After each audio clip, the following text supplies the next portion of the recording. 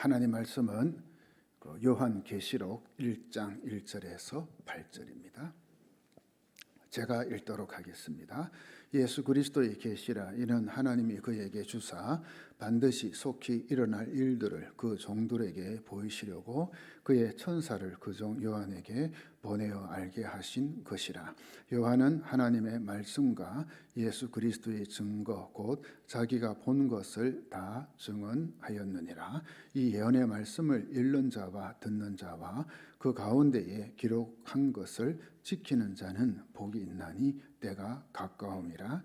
요한은 아시아에 있는 7 교회에 편지하노니 이제도 계시고 전에도 계셨고 장차 오실 이시며 그의 보좌 앞에 있는 7 영과 또 충성된 증인으로 죽은 자들 가운데에서 먼저 나시고 땅의 임금들의 머리가 되신 예수 그리스도로 말미암아 은혜와 평강이 너희에게 있기를 원하노라.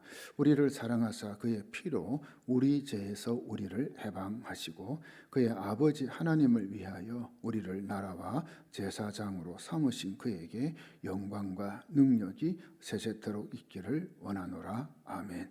볼지어다 그가 구름을 타고 오시리라. 각 사람의 눈이 그를 보겠고 그를 찌른 자들도 볼 것이요 땅에 있는 모든 족속이 그로 말미암아 애곡하리니 그러하리라. 아멘. 주 하나님이 이르시되 나는 알파와 오메가라. 이제도 있고 전에도 있었고 장차 올 자요 전능한 자라 하시더라. 아멘. 사도 요한이 밤모섬에서 예수님의 계시를 받아 요한 계시록을 기록하던 그 1세기, 그러니까는 신학자들은 한 95년경에 이 사도 요한이 밤모섬에서 이 요한 계시록을 기록했다라고 보고 있는데, 그 당시에 그리스도인들의 목숨은 이제 파리 목숨에 불과했습니다. 이 파리 목숨. 그 당시에 그리스도인들이 왜 그렇게 심한 이 박해 또 핍박을 받았는지 여러분은 아시는지 모르겠습니다. 그 당시 그리스도인들은 이 어린아이를 죽여서 피를 마시는 잔혹한 사람들이라는 이 누명을 뒤집어 섞기도 했습니다. 왜냐하면 그 성만찬 때문이었죠. 성만찬. 그리스도인들이 성만찬을 행할 때 이제 떡과 잔을 나누잖아요. 그걸 이제 주님의 몸이라 또 주님의 피라라고 하며 이제 먹고 마셨는데, 이것을 이제 오해한 것이겠죠. 그래서는 이 예수 믿는 사람들은 이 피를 마시는구나, 그렇게 이제 잘못 오해한 겁니다. 또 그리스도인들이 성적으로 문란한 집단이고 부도덕한 집단이라는 누명을 쓰기도 했습니다. 이 박해와 핍박이 심해지니까 그리스도인들은 이 예배 그리고 이 성도의 교제를 위해서 한밤중에 만날 수밖에 없었죠. 이제 몰래 만나야 되니까요. 믿지 않는 자들의 입장에서 이제 생각을 해보면 이 한밤중에 만난 일단의 남녀 그리스도인들이 이제 서로를 이제 형제님, 자매님이라고 이제 부르는 거예요. 요즘은 우리가 직분을 많이 부르는데 그 당시에는 이제 그 brother, sister 해서 이제 형제님, 자매님 이런 호칭을 많이 썼거든요. 그러면서 노래하죠. 또 웃는 모습, 이게 이제 그 사람들 눈에는 이제 좋게 보일 리가 없었던 겁니다. 또 이 만나는 장소도 동굴이나 다락방 같은 곳, 그게 엄밀한 곳이죠. 그렇게 만나다 보니까는 그런 이제 오해를 또 사게 된 겁니다. 게다가 로마의 그 식민 통치를 받던 모든 사람들은 이제 로마 황제를 숭배했습니다. 로마 황제가 바로 신이었습니다. 그래서 그 황제를 향해서 이 경의를 표하며 로마 황제는 나의 주가 되십니다. 이 로드라는 단어 쓰죠. 나의 주가 되십니다. 라고 이제 고백을 하고 이제 칭송했던 거죠. 그런데 그리스도인들은 아닙니다. 예수 그리스도가 나의 주님이시다. 예수 그리스도가 나의 주님이시다. 라고 했으니 이게 이제 핍박을 받는 결정적인 요인이 된 겁니다. 그죠? 그러니까 로마 황제 입장에서는 내가 주인데 이 예수 믿는 사람들은 자기들이 믿는 예수를 주라고 하니까 이게 이제 결정적으로 이제 핍박하는 요인이 되었던 겁니다. 이렇게 그리스도인들에 대한 사회 인식이 좋지 않게 되니까 이제 원인을 알 수 없는 어떤 사건이 발생하기만 하면 이 모조리 예수 믿는 사람들이 저지른 범행이라 단정지어 버리는 거죠. 한마디로 말해 그리스도인들은 이제 공공의 적이 되어서 박해와 핍박으로 점철된 삶을 살게 되는 겁니다.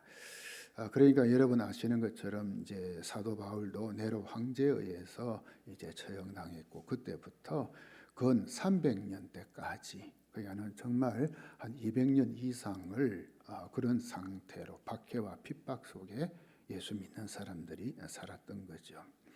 이렇게 그리스도인들에 대한 사회 인식이 좋지 않게 되니까 이제는 정말 예수 믿는 것 어떻게 보면은 이제 생명을 걸고 이제 믿어야 되는 거죠. 생명과 이제 바꿔야 되는 그런 상황이었습니다. 자, 여러분 지금 우리는 자유롭게 예수 믿고 있잖아요, 그죠? 오늘 여러분 여기 교회 오신다고 누가 뭡니까? 죽이겠다 위협하는 분 있었습니까? 없잖아요, 그죠? 자유롭게. 그렇기 때문에 그 당시 그리스도인들의 삶을 사실 이해한다는 게 쉽지는 않을 것 같습니다. 그 실감이 안 난다는 이야기겠죠. 여러분들 그 로마 시대의 그 영화를 한 번씩 우리가 보게 되잖아요. 그죠? 보면 어떻습니까? 단골로 등장하는 게 원현 경기장에서의 그 맹수의 밥이 되는 그리스도의 모습. 우리가 보게 돼 그 뭐 이제 벤허라든지 그 옛날 로마 시대 영화를 보면요. 또 이 재수가 좋으면 세상 말로 이 원형 경기장에 끌려가는 대신에 또 귀향을 가게 되기도 하고요, 그렇죠? 우리 조선 시대 때도 그랬잖아요, 그렇죠? 귀향을 보내잖아요. 이 밤모섬에 귀향을 간 사도 요한 바로 이런 케이스 중에 하나였습니다. 그러니까 죽음을 면하고 대신 이 밤모섬이라는 이 섬에 이제 귀향을 가게 된 거죠. 너무도 비참하고 고달픈 삶을 연명하고 있던 초기 그리스도인들.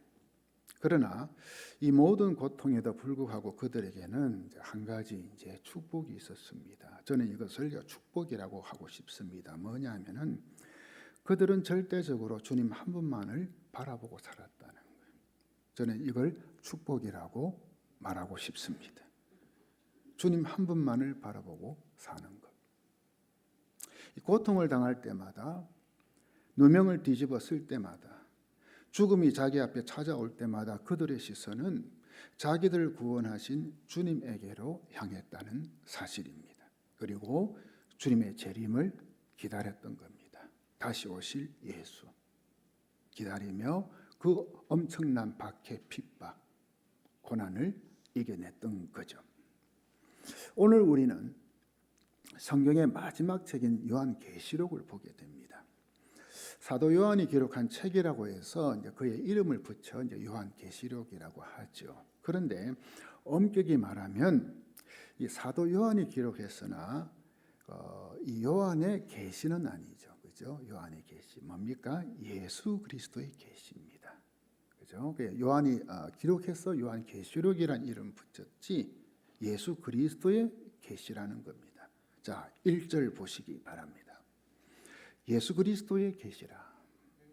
이는 하나님이 그에게 주사 반드시 속히 일어날 일들을 그 종들에게 보이시려고 그의 천사를 그 종 요한에게 보내어 알게 하신 것이라. 이 계시란 헬라어 원어로 보면 아포칼립시스라는 단어입니다. 한번 따라해 볼랍니까? 좀 어렵지만은 아포칼립시스. 좀 발음하기가 쉽지 않죠. 뜻이 뭐냐? 누구나 볼 수 있도록 감추인 것을 드러내 보인다. 누구나 이제 볼 수 있도록 이 감추인 것을 드러내어서 보인다, 보여준다. 이게 아포칼립시스, 이 계시라는 뜻입니다. 하나님께서는 저와 여러분에게 이 감추인 주님의 재림 그리고 천국에 대해서 또 종말에 대해서 꼭 알아야 할 것을 보여주고 계시는데 그게 바로 계시라는 겁니다. 그게 바로 요한계시록입니다. 그래서 예수 그리스도의 계시라는 것은 예수 그리스도께서 주신 계시라. 우리 1절에 나오죠. 예수 그리스도의 계시라. 예수 그리스도께서 주신 계시라. 이런 뜻이 있고, 또 하나는 예수 그리스도에 관한 계시라 라는 뜻이 다 포함되어 있습니다. 1절을 보면 주님의 재림과 세상 종말 등을 속히 일어날 일들이라 말씀합니다. 속히 일어난다. 혹자는 주님의 재림과 세상의 종말이 속히 일어난다고 말씀을 했는데, 이 말씀에 근데 이 요한계시록이 기록되고 지금 2000년이 지났잖아요. 근데 지난 지금도 주님이 안 오셨는데, 재림하지 않으셨는데 이게 어떻게 된 거냐? 그렇다면 이 속히라는 단어가 좀 맞지 않는 것 아닌가? 라고 반문하는 사람이 있습니다. 그러나 우리가 알아야 할 것은 우리 주님께서는 이 사람의 시간표에 따라서 오시는 분이 아니라는 거예요. 사람의 시간표. 사람의 시간표가 아니면 하나님의 시간표가 있겠죠. 그냥 하나님의 시간표에 따라서 오시는 분이라. 이걸 우리가 이해해야 됩니다. 베드로후서 3장 8절이죠. 사랑하는 여러분, 이 한 가지만은 잊지 마십시오. 주님께는 하루가 천년 같고 천년이 하루 같습니다. 하루가 천년 같고 천년이 하루 같습니다. 자, 쉽게 이제 말을 해보면요, 우리 인간의 이 천년은 주님께서 보실 적에는 한 이틀 정도 된다. 문자적으로 보면 그래 되겠죠. 무슨 말인가 하면 우리 인간과 하나님의 시간 개념은 다른 겁니다. 시간 개념이. 자, 우리 인간은 이 세상에서 살아보았자 100년 정도 살면 아주 오래 사는 거죠. 그런가요?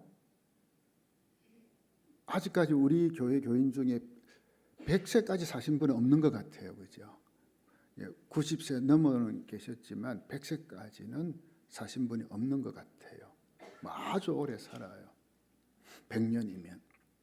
그러다 보니 우리는 이 천년 하면 아주 긴 시간으로 이제 보고 있죠. 그죠? 그러니까 우리 인간의 편에서 천년. 이거는 엄청난 기간입니다. 그런데 하나님은 영원하시잖아요. 하나님은 영원하셔요. 우리는 기껏 해봤자 100년인데 하나님은 영원하셔요. 영원하신 하나님 편에서 이 천년은요, 어떤 면에서는 눈 깜짝할 사이에 지나가는 시간인지도 모르겠다는 거죠. 영원에서 천년. 요거는 뭡니까? 한순간 밖에 안 되는 겁니다. 그렇기에 우리는 주님의 재림이 곧 속히 임한다.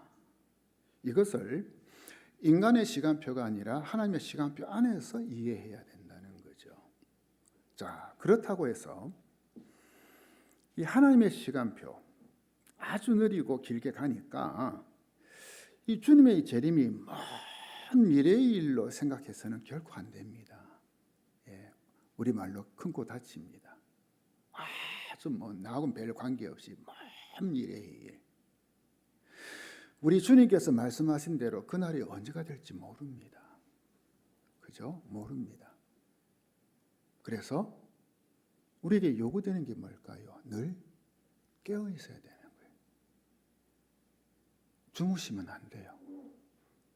예배 시간에도 주무시면 안 되고, 특히 이게 뭡니까? 깨어 있다는 말은 뭐죠? 영적으로, 신앙적으로 깨어 있어야 된다. 분명한 사실은 십자가에서 죽으시고 부활하신 예수님이 승천하실 때 말씀하신 것처럼 그분은 다시 오신다는 거예요. 다시 오셔요. 믿으시기 바랍니다. 우리 주님 다시 오십니다. 다시 오십니다. 사도 요한은 요한계시록을 기록하면서 핍박받고 있었던 그 시대의 그리스도인들에게 바로 이 사실을 알려주면서 그들이 어떻게 이 인생을 바라보며 살아야 하는지 그걸 이제 가르쳐 주기를 원했던 거죠. 어떻게 살아야 되나. 그래서 그는 그들에게 주님이 어떤 분이신지 먼저 하나님이 어떤 분인지, 그리고 이 세상의 종말이 어떻게 오는지를 알려주고 싶었던 거죠. 이게 요한계시록을 기록하게 된 이유고 목적입니다. 자, 8절 한번 보십시오. 8절 같이 한번 읽어볼까요? 시작. 주 하나님이 이르시되 나는 알파와 오메가라. 이제도 있고 전에도 있었고 장차 올 자요 전능한 자라 하시더라. 영어의 그 첫 알파벳은 A죠. A, B, C 할 적에 A. 그럼 마지막 알파벳이 뭔가요? 예, 우리 한국 사람들은 Z라 하더라고요. 사실 영어 쓰는 그 미국 사람들은 뭐 G하고 조금 우리가 발음하기가 쉽지 않아요. 제가 미국에 있을 적에 이 Z 했다고 혼났어요, 미국 사람들한테. 어쨌거나 저는 Z가 편합니다. 예, 처음은 A, 마지막은 뭐라고요? Z. 근데 헬라어의 첫 알파벳이 뭐냐? 알파입니다. 그 마지막 알파벳이 뭘까요? 오메가입니다. 그래서 알파와 오메가. 자, 이게 뭐냐? 하나님은 자신을 가리켜 알파와 오메가라 했거든요. 그죠? 쉽게 이야기하면은 이 인류 역사의 시작이고 마지막 끝이다. 이 말이겠죠. 그죠? 네. 시작이고 끝이다. 마지막이다. 근데 이 부연 설명을 보니까 이제도 있고 전에도 있었고 장차 올 자다 라고 되어 있어요. 그러니까 이제라는 건 지금도 있고 지금도 존재하고 그러니까 전에도 있었고 과거에도 그리고 장차 올 자다. 그러니까 미래에도. 자, 그러면서 또 한마디 하시죠. 전능한 자라. 전능한 자라 라고 했습니다. 그 적는 자는 역사의 알파와 오메가. 이 인류 역사의 알파요 오메가. 뭐죠? 시작과 마지막이에요. 그리고 5절에서는 예수 그리스도에 대해서 성자 하나님이시죠. 예수 그리스도에 대해 또 말씀하고 있습니다. 5절 한번 보겠습니다. 또 충성된 증인으로 죽은 자들 가운데에서 먼저 나시고 땅의 임금들의 머리가 되신 예수 그리스도로 말미암아 은혜와 평강이 너희에게 있기를 원하노라. 우리를 사랑하사 그의 피로 우리 죄에서 우리를 해방하시고. 이 말씀에서 우리는 예수님 즉 성자 하나님에 대해서 정리해 볼 수가 있습니다. 이분이 어떤 분인가? 예, 이 예수님, 주님이 어떤 분이신가? 첫째, 예수님은 창조자이십니다. 창세기 1장 1절에 보면 태초에 하나님이 천지를 창조하시니라 말씀하고 있죠. 여기서 하나님은 삼위일체 하나님을 말합니다. 성부 하나님, 성자 하나님, 성령 하나님. 우리가 삼위일체 하나님. 이게 참 신비죠. 한 분이거든요. 그 하나님이 천지를 창조하신 거예요. 그리고 성자 하나님은 인류를 구원하시기 위해 이스라엘 베들레헴에 인간의 몸을 입고 오셨어요. 그 성자 하나님 예수님이시죠. 그죠? 하나님이세요. 참 이게 신비입니다. 사실은 신학자들도 정확하게 이것을 풀 수가 없어요. 신비고 비밀이기 때문에. 둘째, 예수님은 구속자이십니다. 따라해 볼까요? 예수님은 구속자이시다. 예수님은 우리 인간을 구원하시기 위해 하나님이시지만 인간으로 이 땅에 오셨잖아요. 인간으로. 그리고 십자가의 죽음으로 우리 인간의 죄 문제를 해결해 주셨습니다. 이 구속자. 그리하여 예수님을 믿는 자마다 멸망하지 않고 영생을 얻게 된 것입니다. 저는 여러분들이 그 예수를 믿음으로 멸망하지 않고 영생 얻었음을 믿습니다. 셋째, 예수님은 그 주권자 혹은 통치자이십니다. 예수님은 죽음에서 부활하시고 승천하셨습니다. 승천하신 예수님은 지금 하나님 우편에 계시면서 이 세상을 다스리고 계시죠. 지금. 그죠? 지금입니다. 현재입니다. 5절에서 땅의 임금들의 머리가 되신 예수 그리스도라는 표현이 나와요. 그러니까 땅의 임금들, 땅의 뭡니까? 권세자들, 권력자들의 머리가 되신 예수 그리스도. 뭐죠? 예수가 세상의 주권자, 통치자라는 이야기예요. 세상 사람들은 뭐 왕이나 대통령 등 최고의 권력자가 국가를 통치하는 것으로 여깁니다. 알고 있습니다. 그러나 이것은 하나밖에 모르는 거죠. 모든 통치자 위에 하나님이 계십니다. 우리 예수님이 계십니다. 우리에게 이 신앙이 없으면 우리의 신앙은요, 어떤 면에서 말짱 도루묵이 됩니다. 그죠? 소용이 없다는 거예요. 하나님은 지금도 계시고 전에도 계셨고 또 앞으로 오실 분이십니다. 그분만이 세상의 주권자, 통치자라는 거예요. 이게 참 중요합니다. 넷째, 예수님은 심판자이십니다. 따라해 볼까요? 예수님은 심판자이시다. 7절입니다. 보아라, 그가 구름을 타고 오신다. 눈이 있는 사람은 다 그를 볼 것이요, 그를 찌른 사람들도 볼 것이다. 땅의 모든 족속이 그분 때문에 가슴을 칠 것이다. 꼭 그렇게 될 것입니다. 아멘. 주님께서 재림하실 때 이 눈이 있는 사람은 다 주님을 보게 된다는 거예요. 주님 재림하시는 걸 다, 어디에 살든지 간에, 어디 있든지 간에. 우리 주님께서 초림하셨을 때, 그냥 인간으로 이 땅에 오신 걸 초림이라 하죠, 그죠? 그때는 한 지역에 국한되어 일부의 사람만 그분을 봤어요, 그죠? 그 베들레헴 땅. 그러나 주님이 재림하실 때에는 온 세계 모든 사람들이 동시에 다 보게 되는 거 있죠. 다르죠. 그리고 이 주님을 창으로 찌른 사람이 나오죠. 언제일까요? 예수님이 십자가 달려 돌아가실 적에 예수님의 옆구리를 창으로 찔렀던 로마 군병들 이야기하죠.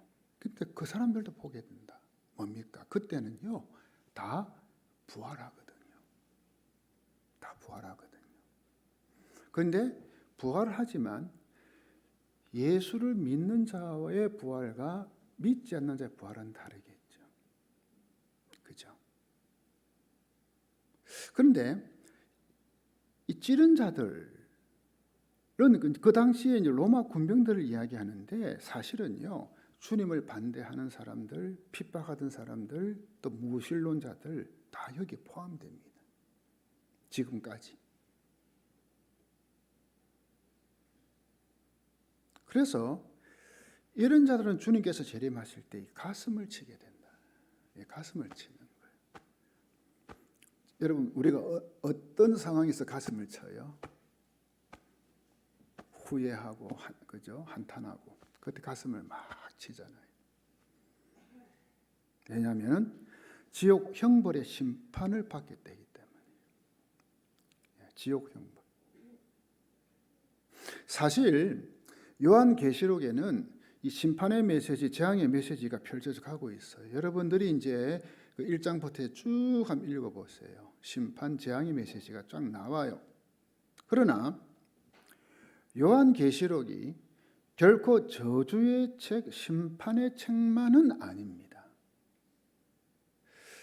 우리 주님을 신뢰하고 주님을 사랑하고 주님을 기다리고 있었던 사람들에게 우리 주님께서 다시 오신다는 소식은요, 재앙이 아니라 축복이 되겠죠.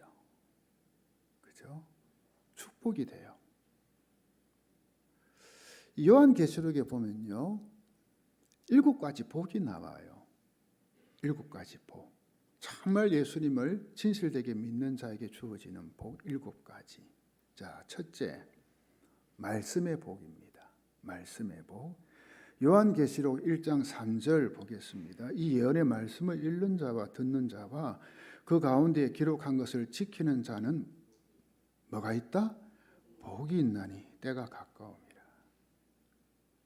정말 우리에게 이 말씀을 주셨다는 거, 이게 정말 복인 거예요. 예, 그렇죠? 우리에게 이 생명의 말씀을 주셨다는 거, 정말 복이죠. 저는 여러분들이 이 말씀의 복을 이 땅에 사는 동안 계속해서 누리시기를 축원합니다. 둘째, 죽음의 복입니다. 좀 말이 이상하죠. 죽음도 복이라. 이게 믿는 자에게 주어집니다. 예. 요한계시록 14장 13절이죠. 나는 또 하늘에서 들려오는 음성을 들었습니다. 기록하여라. 이제부터 주님 안에서 죽는 사람들은 복이 있다. 그러자 성령께서 말씀하셨습니다. 그렇다. 그들은 수고를 그치고 쉬게 될 것이다. 그들이 행한 일이 그들을 따라다니기 때문이다. 왜 주님 안에서 죽는 사람들이 복이 있냐? 나오죠. 이제 그 수고, 이 땅에서의 수고, 고통, 아픔, 슬픔 모든 것 다 이제 멈추고 그치고 안식을 누리니까. 그리고 한 가지 더 있죠. 이 땅에서 주님 믿으면서 행했던 모든 것들이 어떻게 해요? 계속 따라다닌다. 남아있다는 이야기죠. 그래서 죽음이 복이라는 거예요. 죽음의 복이라. 참 다르죠, 그죠? 셋째, 성결의 복입니다. 성결의 복. 16장 15절이죠. 보아라, 내가 도둑같이 올 것이니. 뭐죠? 예수님 재림을 이야기하죠. 아무도 모르게 갑자기 온다. 도둑이 갑자기 오잖아요. 여러분 물어보겠습니다. 도둑이 예고하고 옵니까? 예고 안 하고 옵니까? 그죠? 예수님 그렇게 오신다는 거예요. 그래서 우리가 깨어 있어야 돼요. 그죠? 보아라, 내가 도둑같이 올 것이니 누구든지 깨어서 자기의 옷을 지켜 벌거벗은 채 다니지 않고 자기의 부끄러움을 보이지 않는 자가 복이 있다. 뭐죠? 성결. 끝까지 뭡니까? 이 거룩을 지키는 거예요. 예수 믿는 사람으로서 이 성결의 복 우리에게 있어요. 넷째, 천국의 복입니다. 19장 9절 말씀 보십시오. 또 그 천사가 나에게 말하였습니다. 어린 양의 혼인잔치에 초대를 받은 사람은 복이 있다고 기록하여라. 그리고 또 말하였습니다. 이 말씀은 하나님의 참된 말씀이다.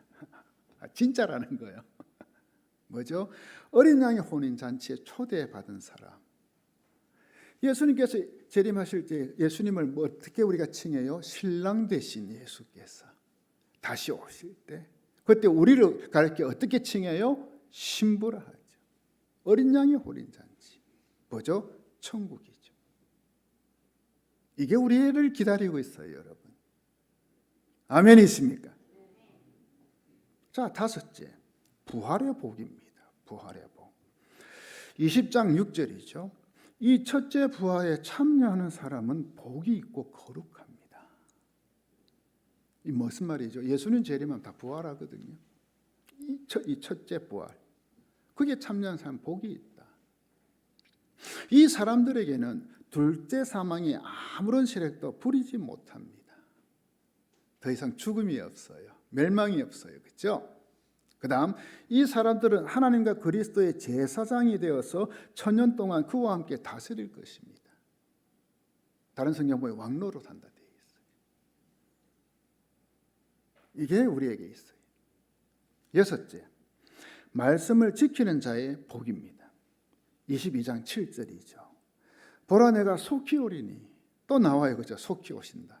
이 두루마리의 예언의 말씀을 지키는 자는 복이 있으리라 하더라. 말씀을 지키는 거예요. 마지막 일곱째, 천국 기업의 복입니다. 22장 14절. 자기 두루마기를 빠는 자들은 복이 있으니 이는 그들이 생명나무에 나아가며 문들을 통하여 성에 들어갈 권세를 받으려 함이로다. 이렇게 요한계시록에는요, 우리 정말 신실하게 참되게 예수님을 믿는 자들에게 주어지는 7가지 복이 있어요. 엄청난 복이잖아요. 다시 말씀드릴게요. 저와 여러분은 이런 복을 받은 사람들이에요. 아멘. 그러니 결코 요한계시록이 그죠 심판 저주만 있는 것 아니에요. 정말 진실되게 예수를 믿는 자에게는 이런 엄청난 복이 있다는 거예요. 그래서 그리스도인에게 진정한 인생의 시작은 언젠가?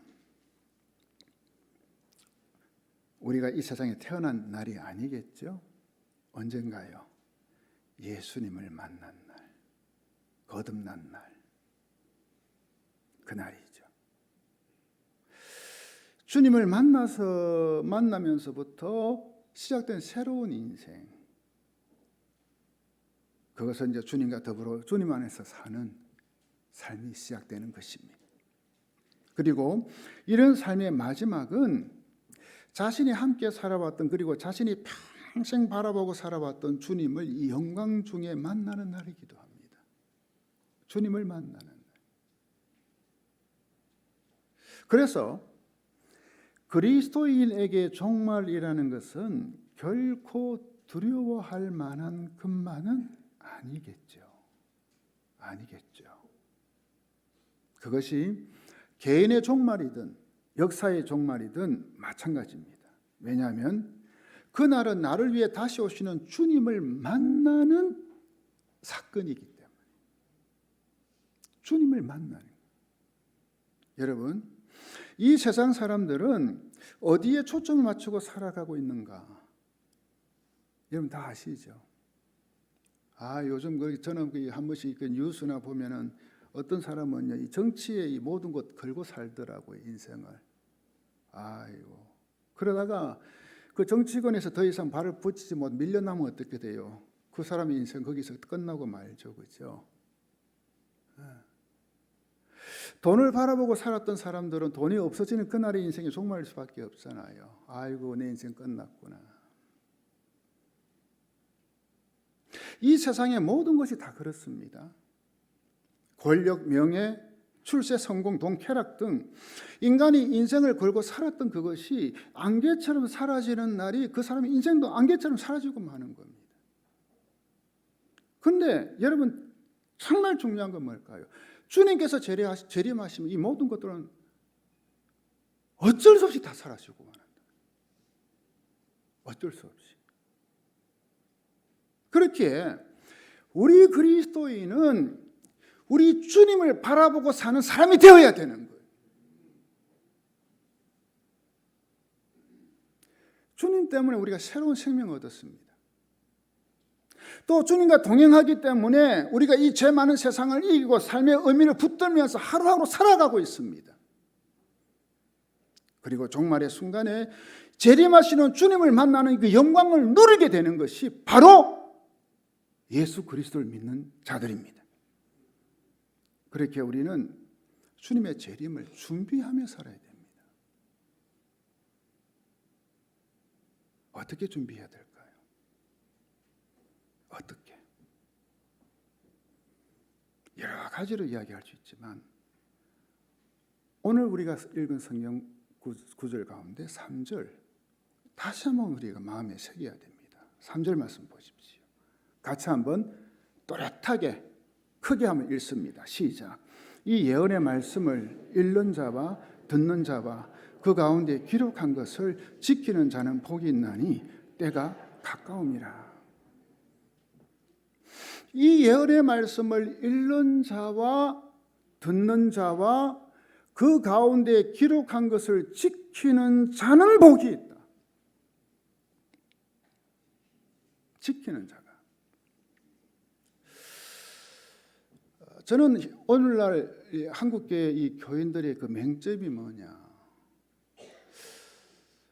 어쩌면은 이 말씀 읽고 듣는 거는 좀 많이 하는 것 같기도 하고, 하기에 어떤 분은 후딱 교인이라고 해가지고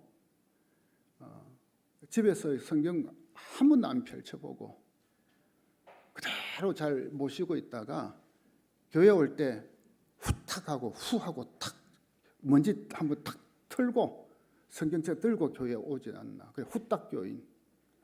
그런 사람도 있겠죠, 그죠? 정말 얼마나 이 성경 말씀을 가까이 하며 살고 있나. 참 우리가 좀 생각해 봐야 될 게 있어요. 근데 더 중요한 건 뭘까요? 그 말씀을 지키며 살고 있나. 말씀대로 사냐. 말씀대로. 네, 말씀대로 순종하면서.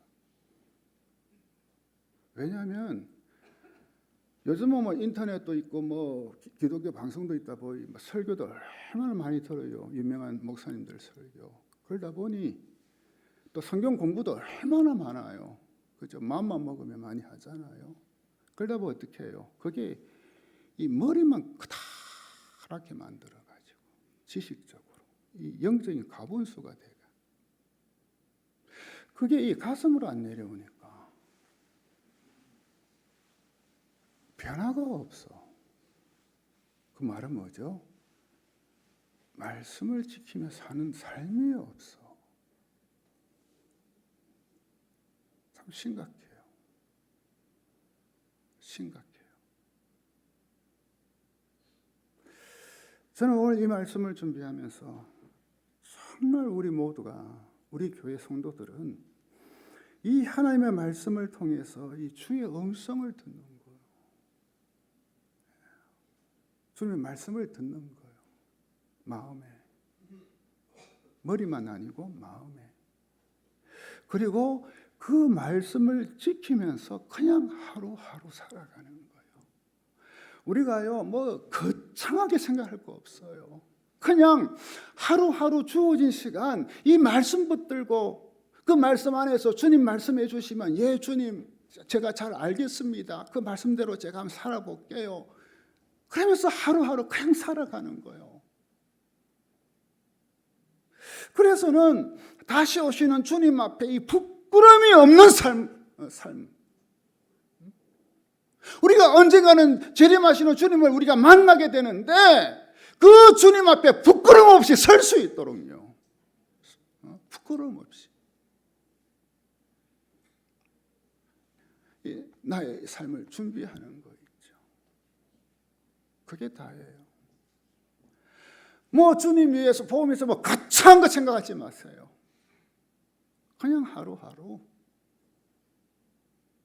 말씀 통해 주의 음성 듣고 깨닫고 그게 이 가슴으로 내려와서 내가 한번 살아보려고 그 말씀대로 살아보려고 애쓰고 몸부림치는 거예요. 때로는 부족하지만 말씀 붙들고 주님 내가 오늘도 그렇게 못 살았네요. 나 좀 도와주세요. 성령님 나 붙들어 주세요. 그러면서 다시 한번 한 걸음 한 걸음 나아가는 거예요. 그렇게 되면 주님의 재림은 그리고 세상 종말은 우리에게 이 저주나 심판이 아니라 영광과 축복이 될 줄 믿습니다. 사랑하는 성도 여러분, 우리 주님 반드시 다시 오십니다. 이 세상 종말 반드시 있습니다. 이걸 안다면 우리가 어떻게 살아야 되나? 다 사라지지만 정말 주의 말씀 붙들고 한번 말씀대로 살아보려고 하루하루 애쓰는 것. 그것만이 주님 앞에 우리가 내놓을 수 있다는 사실 알고 정말 이 말씀 붙들고 다시 한번 하루하루를 예수 안에서 믿음 안에서 살아가기를 주의 이름으로 축원합니다. 우리 이 시간